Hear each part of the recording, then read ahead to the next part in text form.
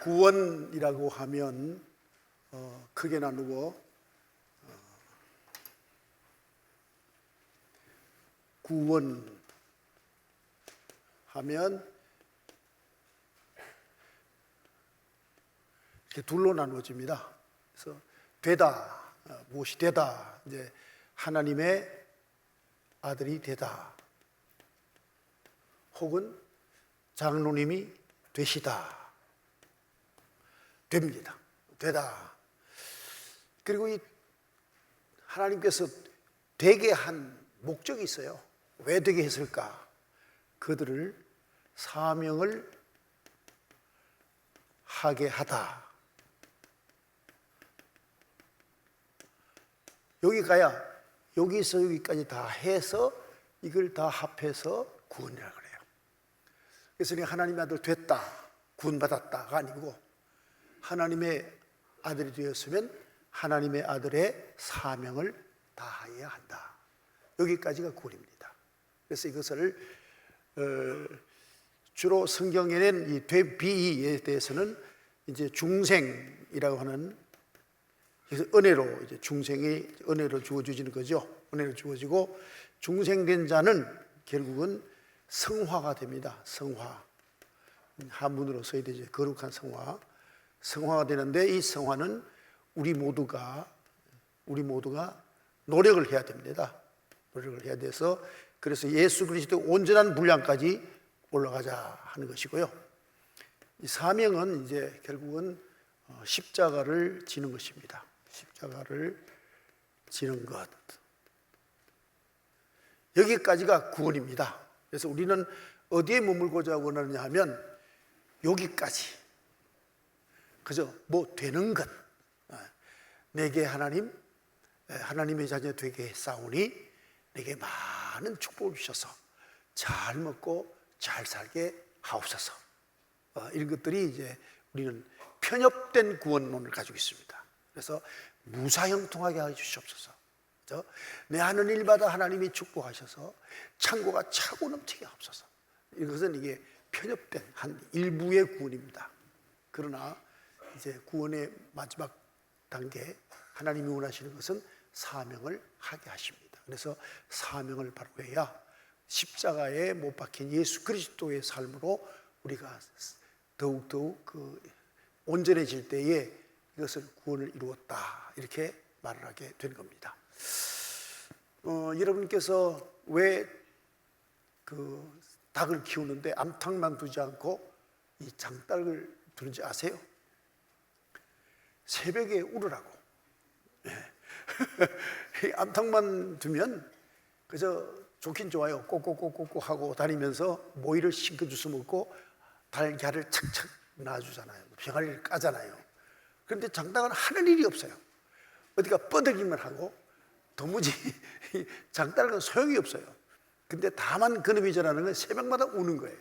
그래서 이제 결국 농사일을 시작하는 동기를 부여하는 시간을 알려주는데, 그래서 장닭은 이제 마지막에 뭐 하느냐, 장닭이 이제 여러분 그래도 씨암탉 그러지만 장닭을 잡아야 먹을 게 있어요.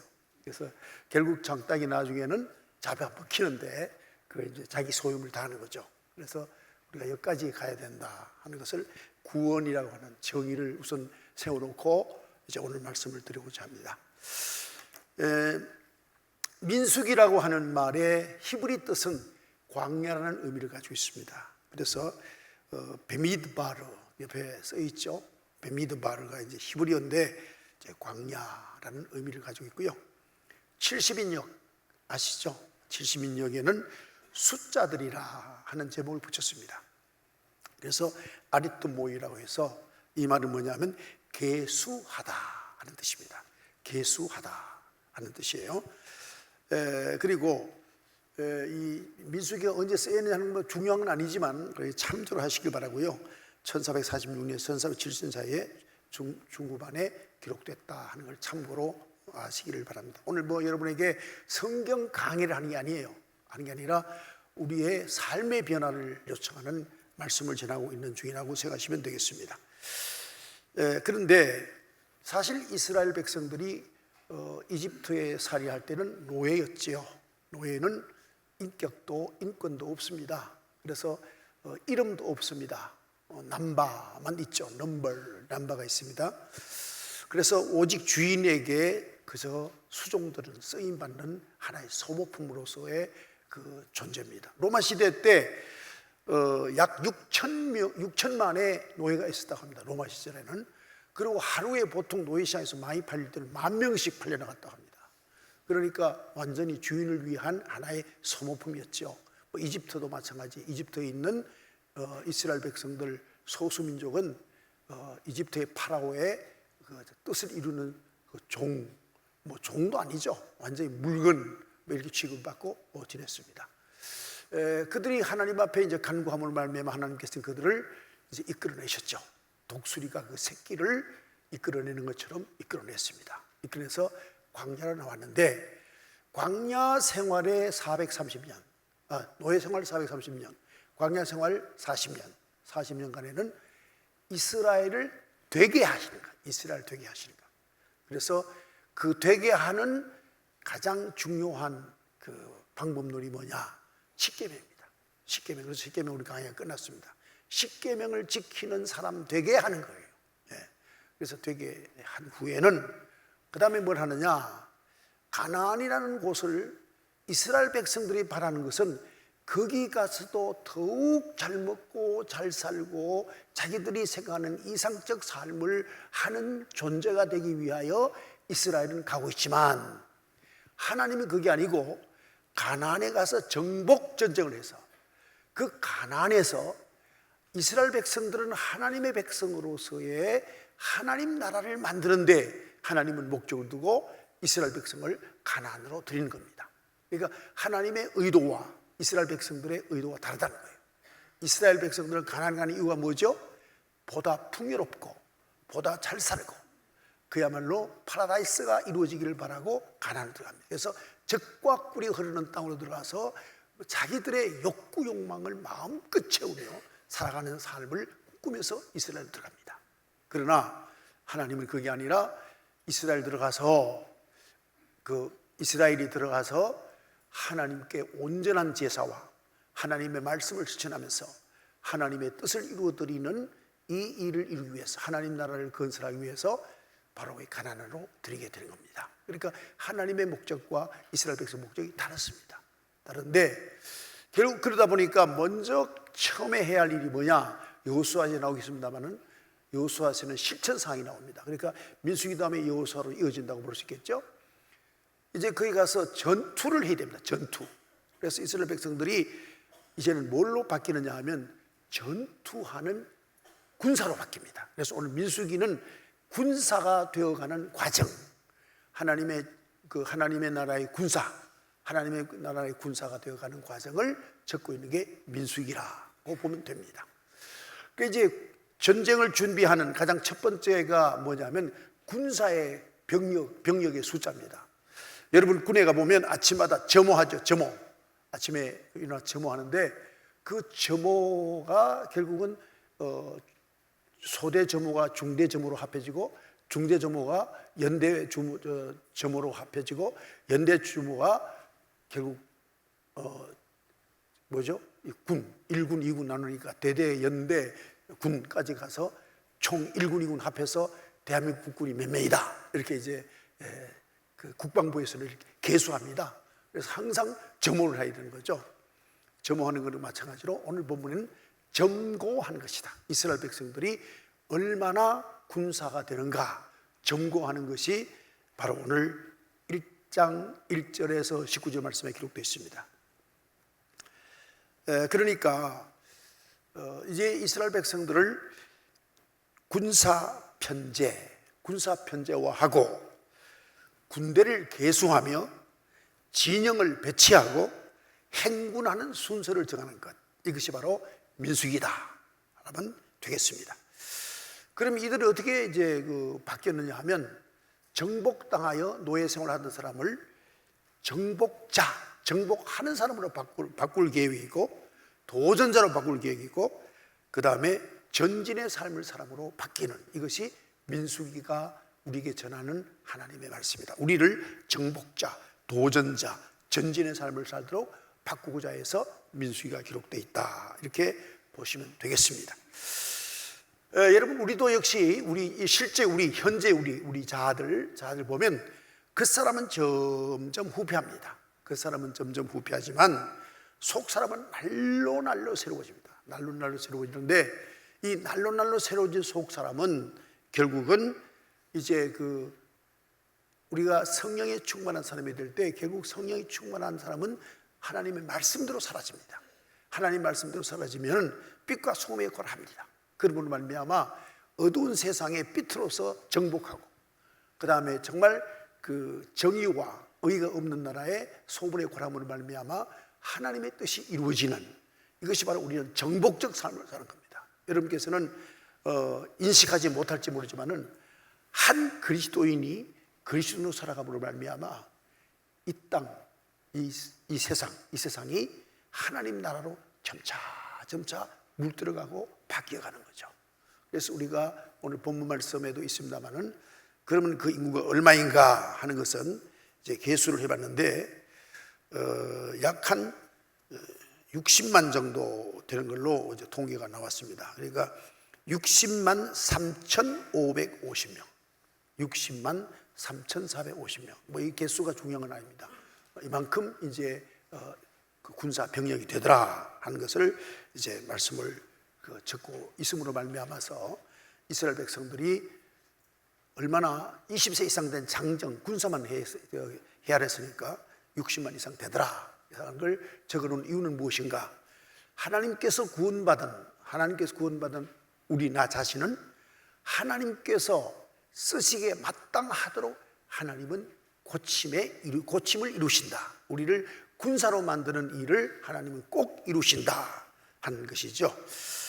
그 다음에 여러분께서 이제 2번 보시면, 교재 2번 보시면, 그럼 어떻게 작전 수행을 할 것인가 하는 것이 나와 있는데, 여호와께서 모세를 통하여 이끌어 가십니다. 하나님께서 모세를 통하여 이끌어 가시는 거예요. 그래서 여기서 항상 우리가 조심하게 우리 자신을 돌봐야 될 것은, 내가 생각하고 내가 말하고 내가 판단하는 일로서는 하나님 나라의 백성이나 하나님 나라의 군사로서 사명을 제대로 못한다. 항상 하나님의 종에게 무슨 작전 계시를 하는지 계시를 받고 그 계시 말씀대로 우리가 살아가야 이것이 하나님 나라의 정복자로서, 하나님 나라를 이루는 사람들로서의 올바르게 승리할 수 있는 길이 여기에 있다. 그러니까 하나님이 직접 통치하는 나라가 하나님의 나라입니다. 그래서 여러분들도 지금 말씀을 들으면서 이제 하나하나 내 영혼 속에 말씀이 들어갑니다. 들어가서 내 영이 먼저 하나님의 나라가 되고, 그 다음에 내 인격이 하나님의 나라가 되고, 내가 살아가는 삶이 결국 타자, 이웃에게 하나님 나라를 이제 더욱 번창케 하는 것, 확창케 되는 것, 이웃에게 하나님 나라를 또 전파하는 것, 하나님 나라가 되도록 만들어가는 것, 이런 삶을 사는 것을 하나님은 직접 통치하시고 이끌어 가신다 하는 것입니다.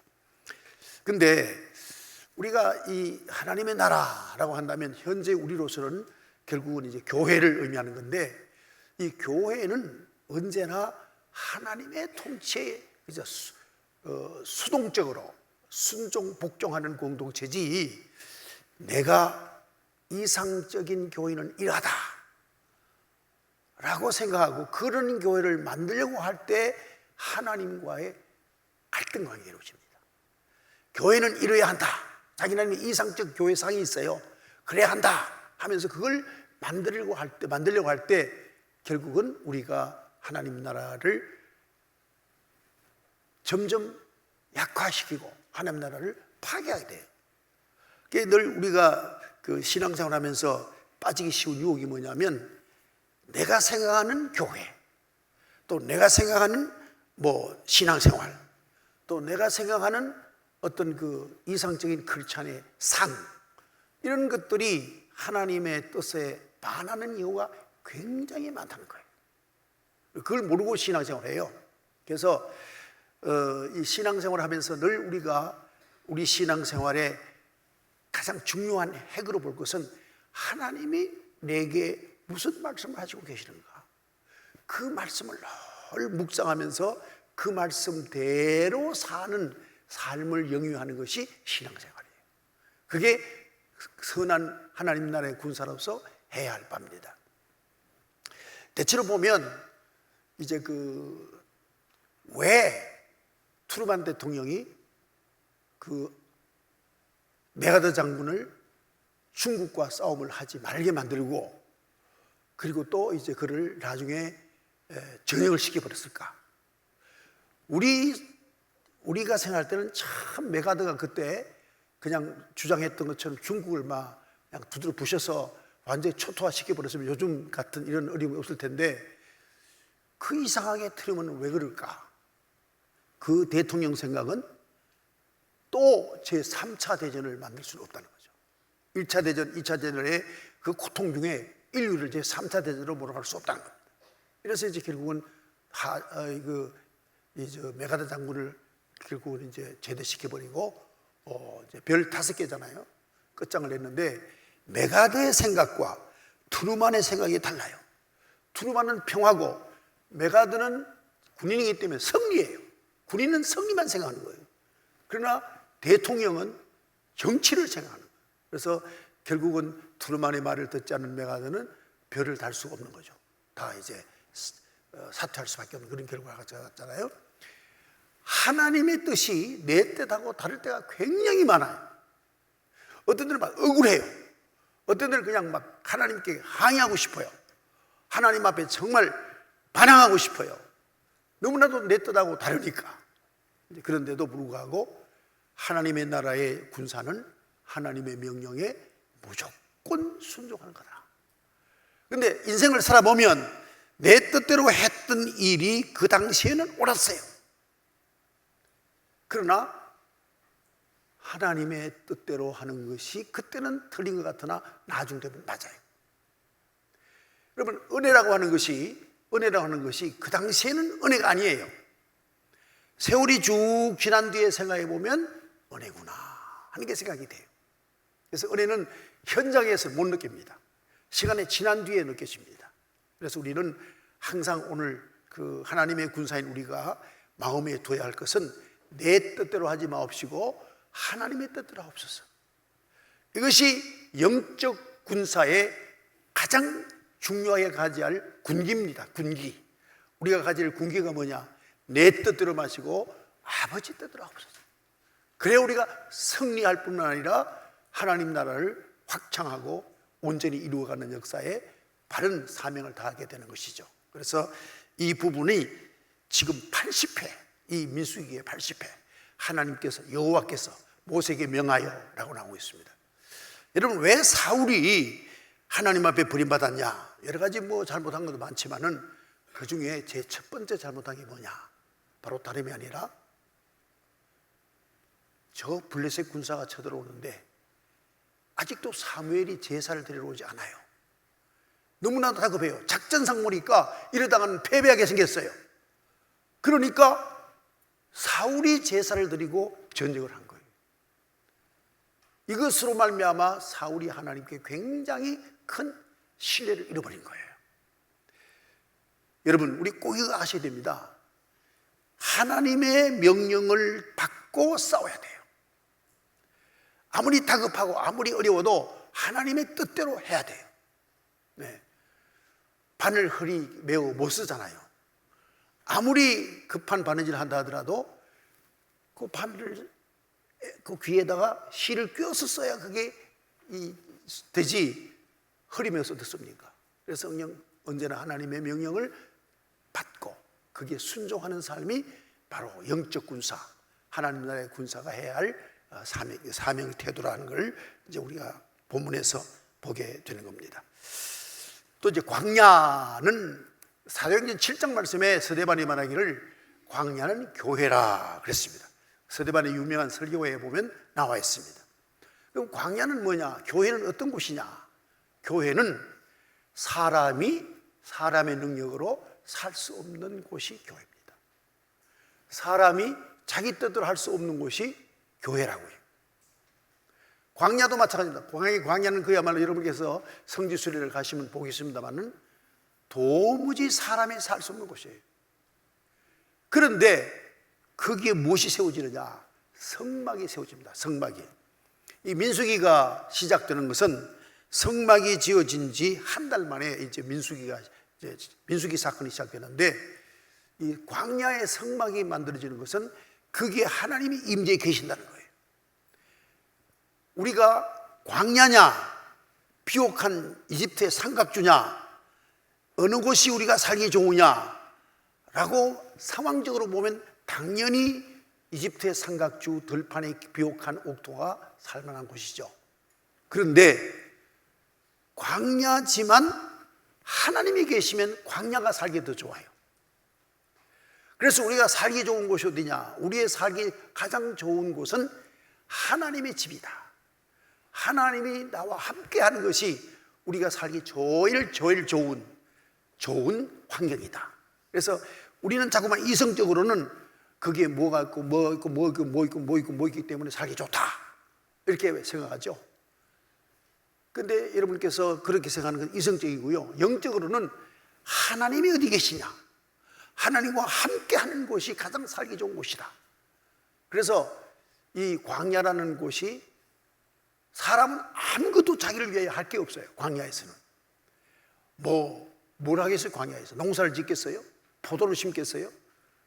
가축을 기르겠어요? 아무것도 못해요. 오직 하나님이 주시는 은혜만 받는 거예요. 은혜만 받는 거예요. 그래서 하나님이 함께하는 곳이면 어디든지 광야의 교회다. 하나님이 함께하는 곳이 광야의 교회다. 그래서 사도 바울은 말하기를, 우리의 심령의 성령이 와 계시니까 우리 자신이 성전이 되는 거예요. 회막이 되는 거예요. 우리 자신이.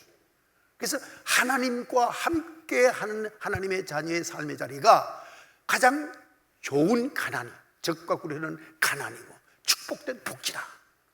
이것을 우리 잊지 말아야 돼요. 우리는 항상 생각합니다. 농촌에는 살기 어렵고 도시에는 살기 좋고 이런 것도 아니죠. 아파트는 살기 편리하고 각 단독주택은 관리하기 힘들어, 안 좋고 춥고 여러 가지 어렵다 이렇게 생각하고 있지만은 그건 그냥 물리적이고 우리가 환경적으로 볼 때는 그렇게 당연히 눈에 보이고 살아보니까 하는 경험을 말하지만은 성서적 의미로 볼 때는 그런 걸 다 초월해서 주와 나와 함께하는 곳이 가장 살기 좋은 곳이다. 그래서 광야는 뭐냐? 교회를 의미한다. 그러므로 여기 교회가 가장 복지 중에 복지라는 것은 왜 그런가? 여기 하나님이 임재해 계시기 때문이다. 네. 그리고 교회는 항상 어디에 지어지느냐? 죄악이 관영한 세상 사이에, 그 세상 중에 이 성막 교회가 세워지는 겁니다.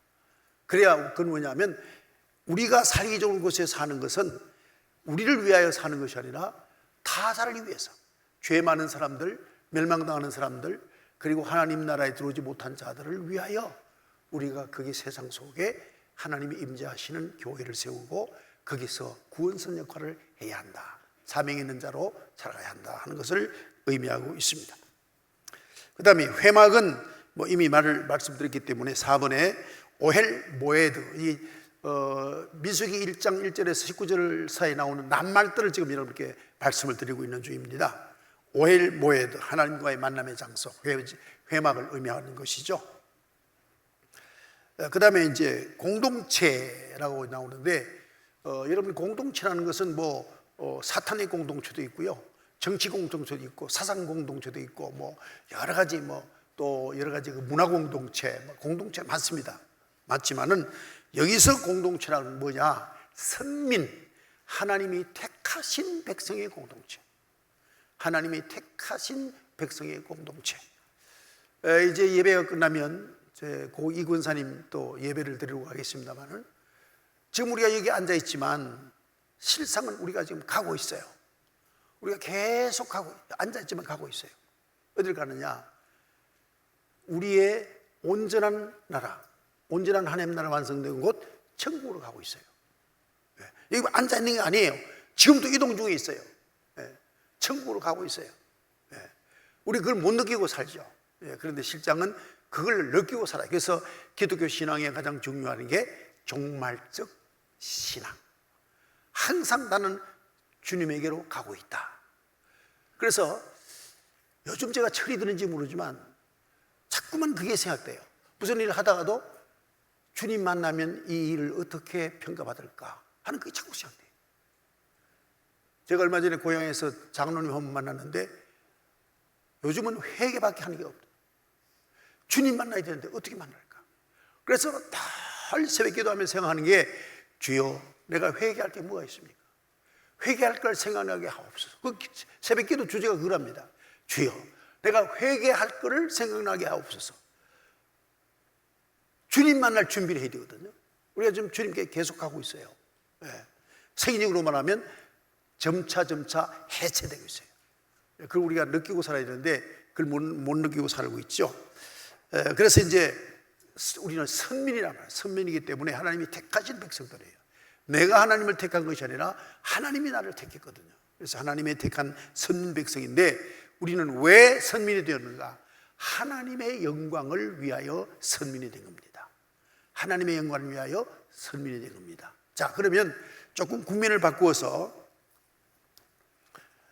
인구조사를 하나님이 이제 모세에 시켜서 이제 60만 이상 그 개수를 했는데 사무엘하 11장에서 24장 11절에서 25절 역대기상 21절에서 1절 이하의 말씀에 보면 인구조사가 나옵니다. 인구조사 나오는데 다윗이 인구조사를 지시하는데 그래서 인구조사를 했어요. 인구조사를 했는데 결국은 하나님께서 갓이라고 하는 선제를 보냅니다. 다윗에게 보내서 하나님이 진노하셨다.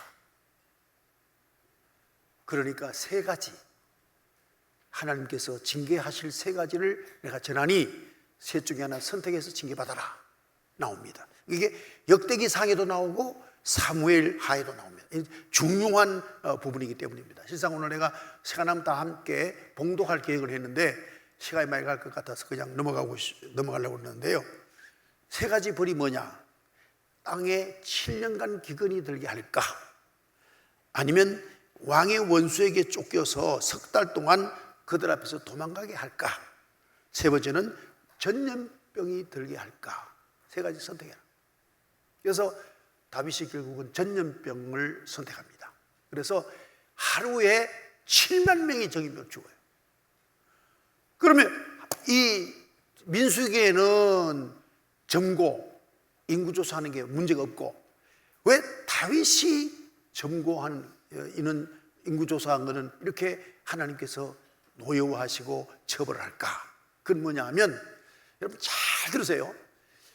다윗이 지은 죄는 크게 나누어 인구조사와 그 우리아의 아내를 본 그 두 가지입니다. 두 가지인데 그 두 죄가 동일한 죄입니다. 제목은 똑같아요.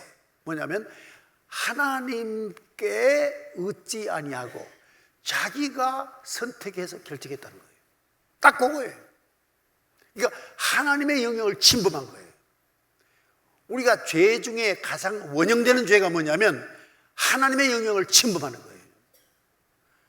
다윗은 인구조사를 합니다. 해서 우리 군사가 많구나. 그래서 나는 왕으로서 이런 군사를 내가 대군을 내가 지금 가지고 있다. 이렇게 생각하고 그는 그걸로서 자기 스스로 자기 힘으로 생각하려고 합니다. 이것이 죄라 이거예요.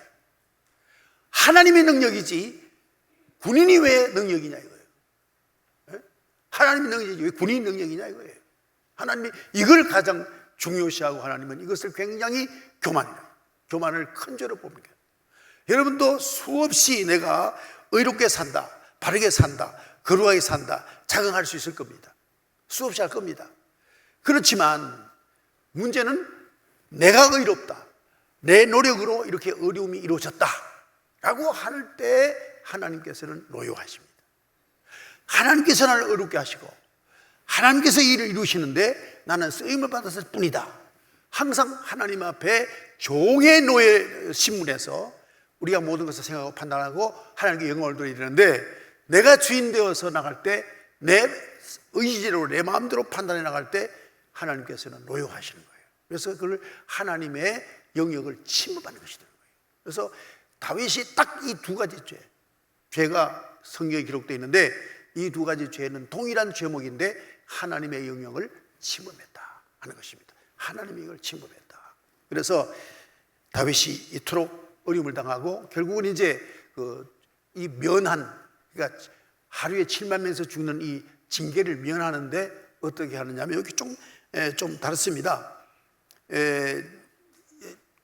사무엘하 24장에는 아리무나의 타작마당이라 이렇게 되어 있고, 그 다음에 역대상에서는 오르난 타작마당이라고 같은 동일한 이름이고, 이거 이제 바로 그 타작마당에서 하나님 앞에 그 소를 잡아 번제물을 드린 겁니다. 번제물을 드리는데 그 오르난이 그러면 그냥 소를 드리겠습니다, 왕이여 여기서 번제를 드리옵소서. 그러니까 아니다 하면서 은 50세겔을 주고 삽니다. 사서 이제 그 타작마당과 소를 사서 하나님께 번제물을 드립니다. 바로 이 자리가 뭐냐?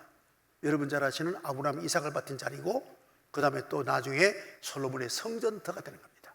그래서 하나님 앞에 하나님의 영역을 침범하고 교만했던 자가 이제 죄사함 받는 가장 중요한 것은 하나님의 전에 나와 회개하는 것이다.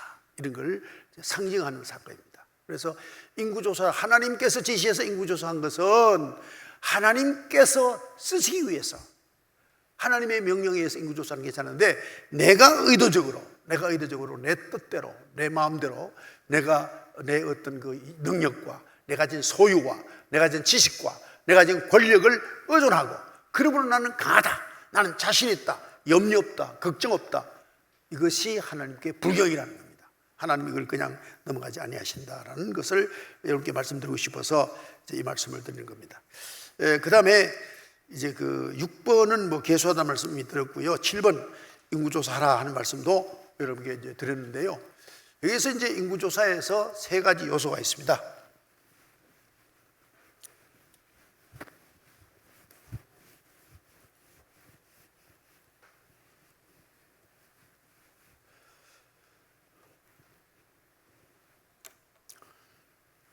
첫 번째는 수입니다. 수. 몇 명이냐는 수죠. 수가 이제 첫 번째 계수하는 이제 일이죠. 군사가 몇 명이다, 65만이다, 60만이다, 숫자를 계수하는 것이고요. 두 번째는 이 사람들의 그 질, 얼마나 하나님의 명령에 순종하는 자가 있는가 하는 이제 질 문제를 따집니다. 그러니까 우리 교회 같은 경우도 지금 몇 명 교인이냐, 뭐 1,000몇백 명수 교인이다라고 친다면 그래 맞다, 몇백 맞다, 너 교회 그래 몇 명 맞다. 근데 과연 참 그렇지 않은 몇 명이냐, 진정한 그렇지 않은 몇 명이냐, 이걸 하나님은 계수하시는 거예요. 어떻게 보면 여러분께서 그 정복전쟁을 하는데 여호수아에서 보면 이런 게 나오잖아요. 자, 너희가 이제 여리고성을 가서 이제 정복하는데 군사를 가지고 성을 뭐 오르고 활을 쏘고 칼을 쓰고 무슨 뭐 성을 무너뜨리고 하나요? 안 하잖아요. 다만 성을 돌 뿐이에요. 이것은 순례거든요. 이것은 일종의 하나님께 제사하는 행사예요. 그러니까 전쟁에 나가서 무기를 쓰지 않고 하나님 명령대로 전쟁할 수 있을 정도의 질성이 좋은 군사가 얼마냐 하는 게 계수하는데 목적인 거예요. 저도 마찬가지예요. 여러분도 마찬가지고, 나는 정말 하나님 앞에 우량 군사인가, 하나님이 쓰시기에 좋은 그릇인가, 하나님께서 마음껏 사용하기에 좋은 제목인가 하는 걸 늘 살펴야 됩니다. 그래서 우리 교회 사람이 뭐 1,000명이든 2,000명이든 3,000명이든 이것도 중요하지만 더 중요한 것은 하나님이 쓰시기에 합당한 영성의 사람이 몇 사람이 있느냐 하는 것이 더 중요합니다. 그래서 정복전쟁을 물리적으로 하는 게 아니라 하나님의 말씀에 순종하여 예배하는 일로 여리고성이 정복되죠. 그런 걸 볼 때 하나님께서 정녕 참 크리스찬이 몇 명이냐를 묻고 있다는 거죠. 그래서 우리 교회는 과연 몇 사람의 크리스찬이 있는가, 이것이 참 중요하다는 겁니다. 세 번째는 뭐냐면, 하나님께서 전투의 주체가 되세요. 하나님이 주체가 되시니까 하나님의 뜻을 아는 이 계시를 잘 아는 사람이 얼마인가 하는 것입니다. 계시를 아는 사람이 얼마인가. 여러분, 모세가 결국은 느보산에서 출애굽 사건의 주역으로 일했지만은 가나안에 들어가지 못합니다. 그리고 이집트에서 나온 사람들은 누구도 가나안에 못 들어갑니다. 어떤 사람만 들어가느냐? 결국 광야에서 태어나서 광야에서 자란 사람만 가나안에 들어갑니다. 이거 뭘 의미하느냐? 여러분 잘 들으십시오.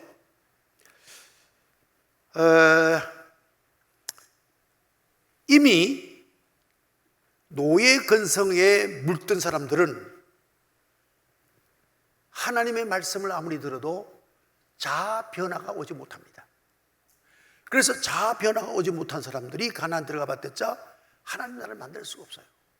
그래서 자기 부인이 불가한 사람들은 광야에서 다 죽습니다. 자기 부인이 가능한 사람들만 들어가는 거예요. 여러분, 교회도 마찬가지. 교회도 자아가 깨지지 않는 사람은 하나님 나라에 쓸모가 있는 사람이 아니에요. 자기가 죽어야 돼요. 자기가 죽어야 됩니다. 그래서 이 기독교 진리가 보편화되지 못한 이유가 여기 있습니다. 여러분, 지금 이 세대는 다 이성주의 시대입니다. 다원주의 시대고 다윈의 진화론이 중심으로 된 그러한 소위 적자 생존의 논리로 살아가는 세상입니다. 다 이성주의입니다. 이성을 가장 앞세운 사람들입니다. 이런 사람들은 복음을 받아들이지 않습니다. 그런데 그리스도인은 이성이 필요 없다가 아니라 하나님의 영이 이성을 지배하는 사람으로 변화받아야 된다는 거예요. 쉽게 말씀드리면, 자, 이성이라는 사람들 다 있습니다. 있는데 이 하나님께 지배받는 이성이 돼야지, 이성이 하나님을 잘라버리는, 그리고 자기 뜻대로 살아가는 삶이 되면은 이것은 결국은 하나님 나라에 들어갈 수 없는 거예요. 그래서 예수님께서 말씀하시기를 나를 따르거든 자기를 부인하고 자기 십자가를 지고 나를 따르라. 그냥 따라가는 게 아니라 자기 십자가를 지고 나를 따르라. 그렇기 때문에 하나님 나라에 들어갈 수 있는 일이라는 것은 이성을 가지고는 못 들어가요. 영성을 가지고 들어가는데, 그 영성은 뭐냐? 하나님의 영에 정복당한 사람들. 그래서 쉽게 말씀드리면, 여러분 이제 이거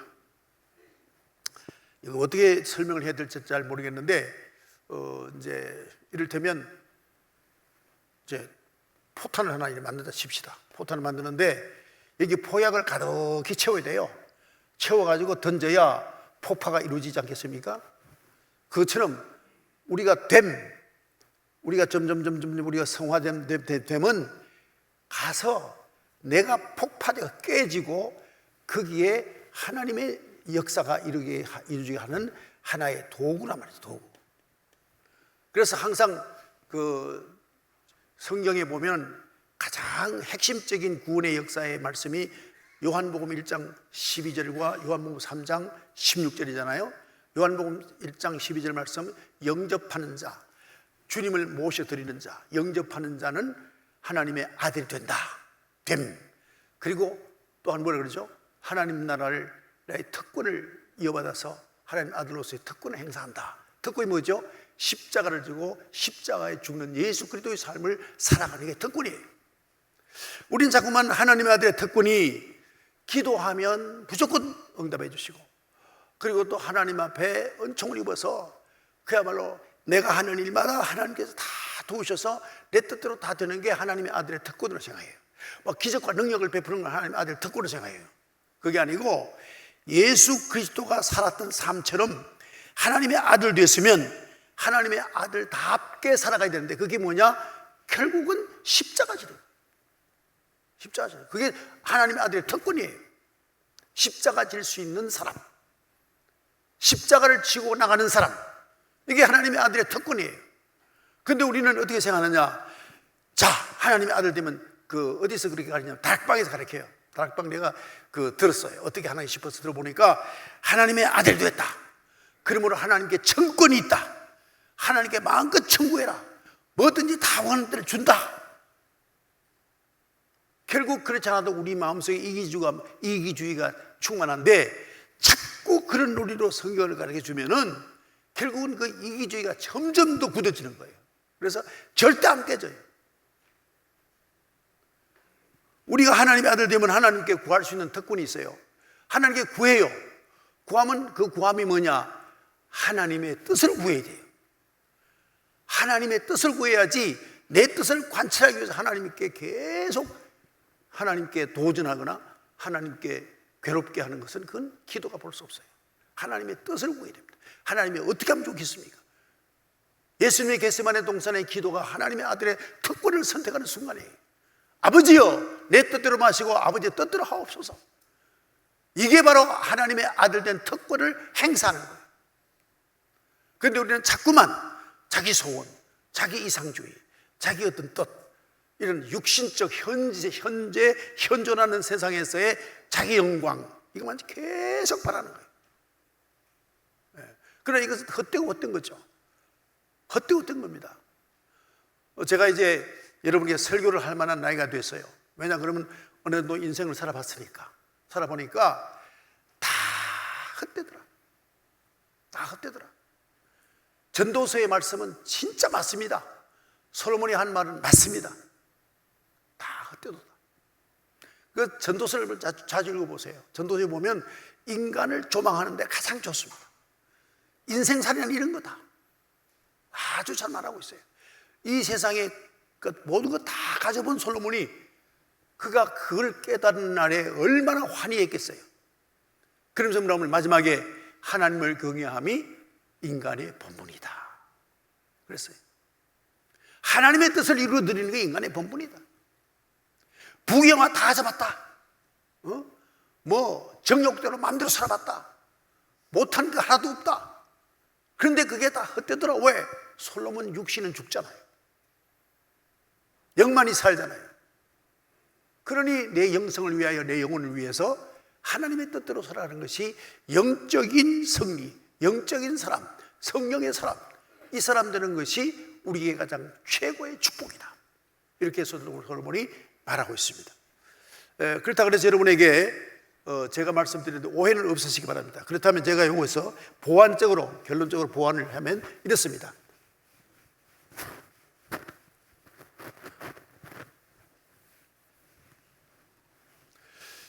하나님께서 우주 만물을 창조하시고 사람들입니다.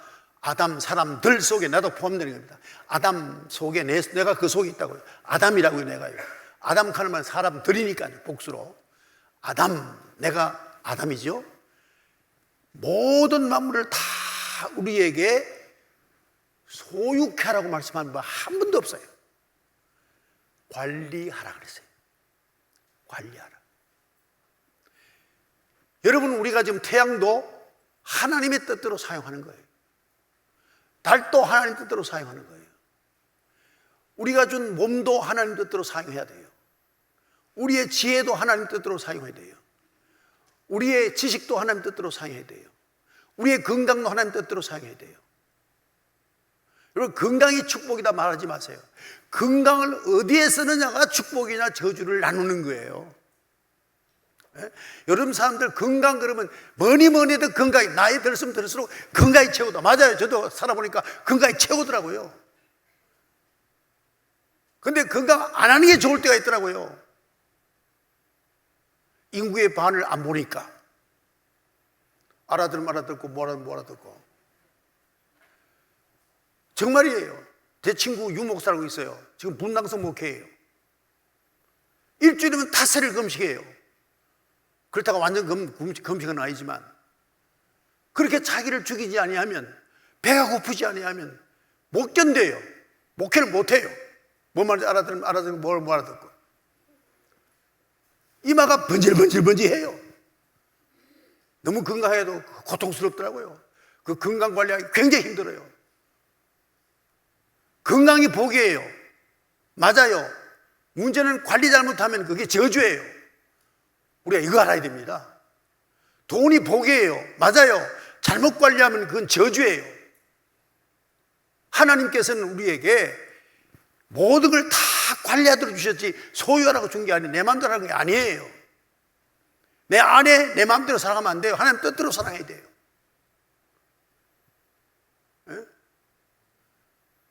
그래서 우리는 청지기란 말이에요. 소유주가 아니에요. 그래서 청지기로 살아가야지 내 것이라고 하면 안 돼요. 여러분 이렇게 말씀드리면 이제 오해가 풀렸죠. 하나님 우리에게 모든 걸 다 주셨어요. 태양도 주시고 뭐 다 주세요. 네. 그것을 하나님의 뜻대로 쓸 때 그게 복이 되는 거예요. 복이 되는 겁니다. 구하면 다 주세요. 다 주십니다. 주시는데 하나님의 뜻대로 쓸 때 내게 복이 되는 것이고 하나님 뜻대로 쓰지 못하면 저주가 되는 거예요. 그래서 믿음이 약한 사람은 돈이 없는 게 복이에요. 돈이 있으면 죄 지어요. 틀림없어요. 네. 그 제가 한 분을 봤는데 사업을 참 크게 하다 망했어요. 그러더니 하나님 앞에 나와 열심히 기도하고 신앙생활을 잘 하더니 3년 만에 회복이 됐어요. 그러더니 벤츠 뒤에다가 골프채 딱 싣고 주일날 일부 예배 딱 드리고는 하루 종일 없어져요. 그 뒤에 3년 만에 이혼했다 그러면서 거지에 다시 찾아왔더라고요. 그게 인생이에요. 차라리 성공하지 않고 가난하게 신앙생활 잘했으면 좋을 뻔했어요. 그 사람은 돈 관리를 못하는 사람이에요. 영성이 아직 그만큼 안 되는 거예요. 네? 여러분 이 점을 아셔야 됩니다. 그래서 여러분 자녀 잘 키우세요. 자녀가 참 소중합니다. 그러나 알고 보면 이 자녀를 하나님의 뜻대로 길러놔야지 하나님 뜻대로 길러놓지 못하면 이 자녀가 내게 큰 원수예요. 우리나라의 노인들이요 이 폭력을 당하는데 누구에 당하느냐? 전부 자기 자식에게 당하는 거예요. 애 키워놓고 애한테 맞아요. 그게 오늘의 현실입니다. 요즘 학교에서도 마찬가지죠. 교권이 섭니까? 도대체 학생 인권이 뭡니까? 권위 없는 학생 인권은 절대로 교권이 설 수 없어요. 없으면 교육이 안 되는 거예요. 교사의 권위가 없으면 교육이 안 됩니다. 이걸 모르세요. 우리가 복이 뭐냐, 화가 뭐냐고 따지지 말고 내가 영성이 바르게 되면 모든 게 다 복이에요. 내 영성이 바르게 되지 않으면 모든 게 저주가 되는 거예요. 이 점을 생각한다면 우리가 십자가가 어떤 것인가에 새로운 이해가 될 줄로 믿습니다. 시간이 없기 때문에 여기까지 하고 우리가 한번 찬양 듣도록 하겠습니다. When I am down and oh my soul so weary, when troubles come and my heart burden be, then I am still and wait here in the silence until you come and sit a while with me. You raise me up so I can stand on mountains. You raise me up to walk on stormy seas. I am strong when I am on your shoulders. Raise me up to more than I can be.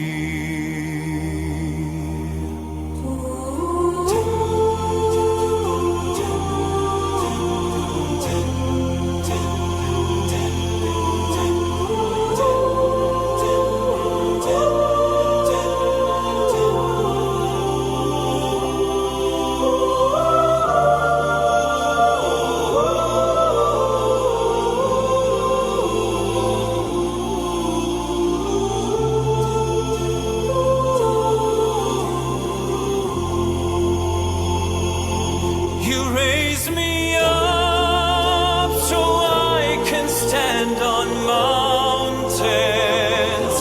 You raise me up to walk on stormy seas. I am strong when I am on your shoulders. You raise me up to more than I can be.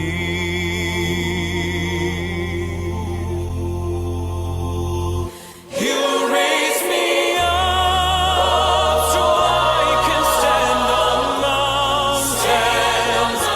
You raise me up to walk on stormy seas. I am strong when I am on your shoulders. You raise me up to more than I can be. You raise me up so I can stand on mountains. You raise me up to walk on stormy seas. I am strong when I am on your shoulders. You raise me up to more than I can